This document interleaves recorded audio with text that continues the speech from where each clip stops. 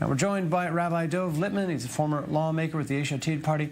Rabbi Lipman, always good to have you with us here now. Let's start with this. Aside from being offensive to this large demographic in the country, does the rabbi further politicize or polarize the political positions of people, or are we already there? Is this just a result of that?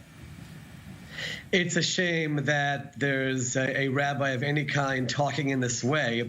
I often ask myself, if my great-grandfather hadn't left Russia when he did to go to America in the late 19th century, I would be these same people. They're from the Jewish people. The fact that they might not be viewed as halachically Jewish, but they're connected to the Jewish people, there's actually a category called Zera Yisrael. They're from Jewish descent.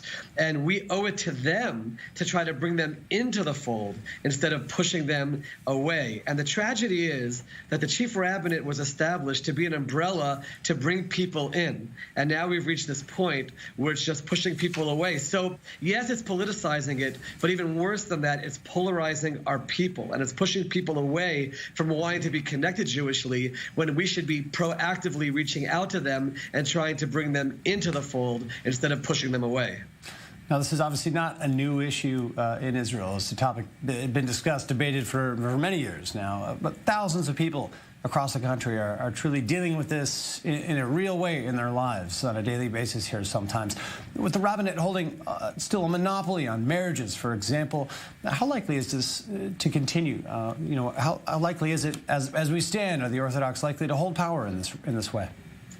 An overwhelming majority of Israelis believe in pluralism and opening things up and not giving complete control to one small group over religious issues. But then when it comes to voting, security is number one, economy is number two, and religion and state is a far third. What we need is the leadership. The prime minister condemning it is important, but now we have to take actual steps. How can we give control, complete control over religious issues to a group which is pushing away Jews instead of bringing them in? And until the people of Israel rise up and go to the ballot box and make decisions based on these issues, sadly, nothing is going to change. To be honest with you, the best thing we can do right now is work on the integration of the ultra-Orthodox into Israeli society, and hopefully over time, the political situation will change where they won't have ultra-Orthodox political parties which have so much control, as the ultra-Orthodox will hopefully vote for other parties that they feel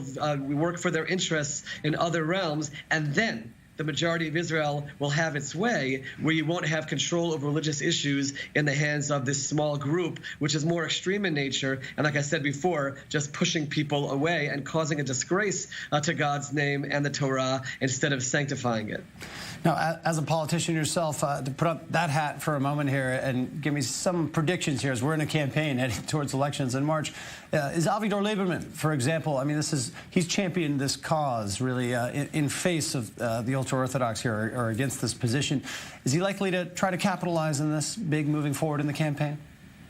He no doubt will. Even the quote that you heard before, using all kinds of terms and rhetoric, that's absolutely doing just that. And by the way, the Shas party will do the same, and both sides will try to clash and turn this into political capital. And that's a tragedy. And by the way, at the end of the story, we'll probably see them all with the same number of seats. I don't see how we're not going to a fourth election, and everyone will continue to use these issues for politics instead of actually sitting down together and trying to work on it and fix these issues. And that's the problem, that the people of Israel are being held captive by these issues, and no one is really working to try to make any real progress.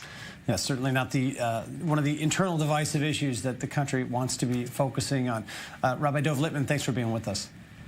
Thank you so much.